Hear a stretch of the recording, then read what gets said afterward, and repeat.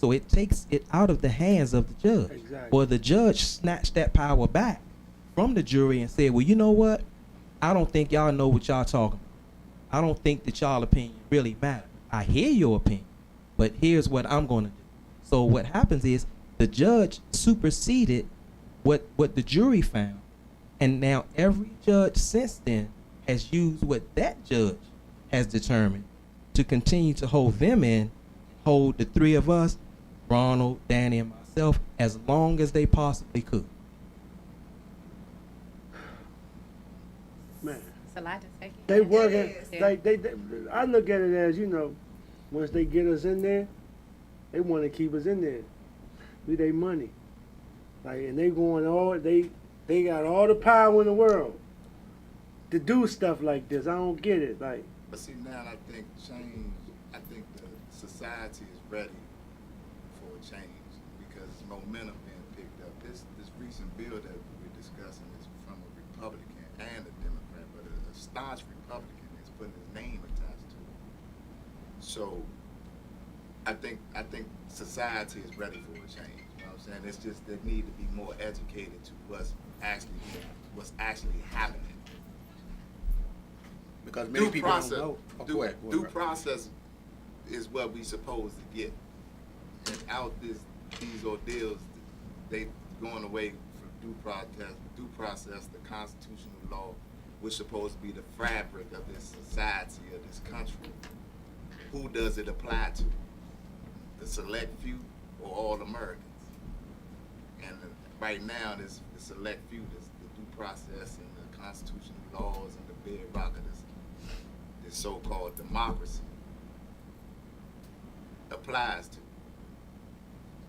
to. Yeah, I just wanted to say that many of the listeners and many among the public probably don't know that relevant conduct has been around for 32 years now.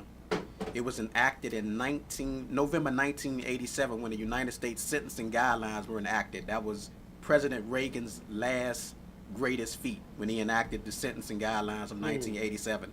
It was in relation so-called to the crack epidemic, if you all remember. So many people were getting killed, so many people were dying, there's so many violence, and it was their thing to be tough on crime. So that's where these sentencing guidelines came about, and that's where relevant conduct came about, because they were calling themselves so-called being tough on crime. But what we're saying now is, you know, the crack epidemic is over. You know, we understand what they did now. We didn't understand it then. We read it now. We understand it now. And all we want now is justice. All we ask for is for the government to be fair. Be fair to us. Be fair to everybody that's incarcerated. That's just like, to piggyback off of Danny, the confirmation hearing of Brett Kavanaugh. You know, the Republican supporters decried what they perceive as the injustice of allowing his accuser to make statements against him without affording him that same due process, and a presumption of innocence for the allegations which he was charged. Where have these same Republicans or Democratic voices been when Black and brown men and women have been stripped of their presumption of innocence and sentenced in federal court every day for the last 32 years of uncharged, acquitted, or dismissed conduct? One other thing that I hope that we can certainly bring to light, this relevant conduct and what's being called relevant conduct isn't new. Judges have been doing this for decades and decades.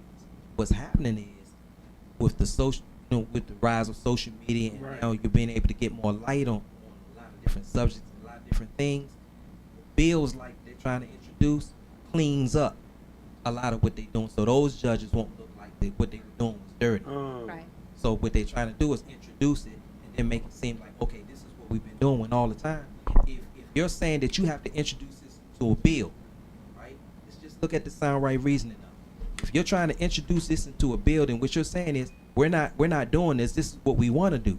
Well, if we can show and we can demonstrate that you've already been doing this, then apparently what you were doing before this bill is passed was wrong. Yeah. Just listen to the language in the bill. listen to the language in the bill, and they know that it's constitutionally wrong. Yeah, let's read. Break it down. Yeah, it doesn't even have to come from us. It could come from the words of their own mouth. Okay, this is Senator Chuck Grassley, I believe. He says, if any American is acquitted of charges by a jury of their peers, then some sentencing judge shouldn't be able to find them guilty anyway and add to their punishment. A bedrock principle of our criminal justice system is that defendants are innocent until proven guilty. That's not acceptable, and it's not American. Back in 2014, Justice Scalia, Thomas, and Ginsburg all agreed, but weren't able to hear the case and stop the practice. With this bill, we will finally prohibit under federal law what many already find patently unconstitutional. And then Dick Durbin goes on to say, his quote is, under our Constitution, defendants can only be convicted of a crime if a jury of their peers finds they are guilty beyond a reasonable doubt. However, federal law inexplicably allows judges to override a jury verdict of not guilty by sentencing defendants for acquitted conduct. This practice is inconsistent with the Constitution's guarantees of due process and the right to a jury trial, and our bipartisan bill will make it clear that this is unjust practice and is prohibited under federal law. Man, Wow. So I have a question. So once the judge overturned the jury, do the person get to appeal, or once is that sentence stand? Is that a permanent sentence? It's not so much that the judge overturns the jury. What they do is it's within their discretion by the guidelines. It's a manipulation of the guidelines that's in place. So it's language in there that's ambiguous that gives the judge the discretion to go outside the guidelines and sentence. And this is what they're talking about now. So Right. yes, of course, you can appeal. You could, resource your remedies, but it wasn't until recently that things have been put in place that will give people the opportunity to overturn some of those wrongs and see some light.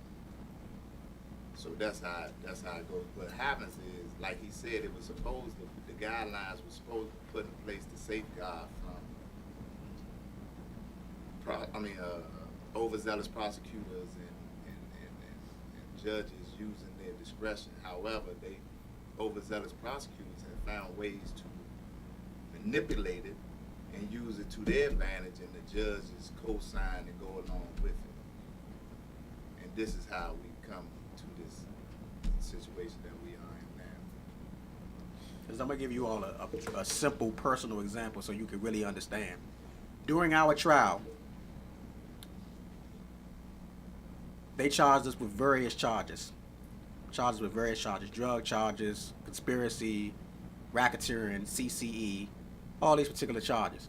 Now, when I got sentenced, now this is personally, when I got sentenced, well, these brothers can attest to, I had a cousin that testified against us. My cousin said on the stand, Danny used to carry a gun every day. Okay? Now, the government did not charge me with carrying a pistol. They didn't have that charge in the indictment. But at my sentencing, the judge was like, oh, well, your cousin said you used to carry a pistol every day, so we're going to enhance your sentence by 2 points for carrying a pistol. And I believe all of us got that 2-point enhancement, I believe. No, they definitely So that 2 points actually enhances your sentence about 4 more years, because with the sentencing guidelines, they sentence you based on levels. Level 32, level 34 or something, level 36 or something, level 38, level 40. So if you get level 38 is already like 360 to 420 months. So if you go to 40, then that pushes you over to life. Right. So that 2 points that the judge gives you, right, is the Push you difference over between the- you having 30 years And a or life life sentence. And in the feds, life is life. Everybody thinks life is 25 years. Life is not 25 years in the feds. Life is all of your natural life. On your judgment of commitment, it says deceased. Where it says release, it says deceased.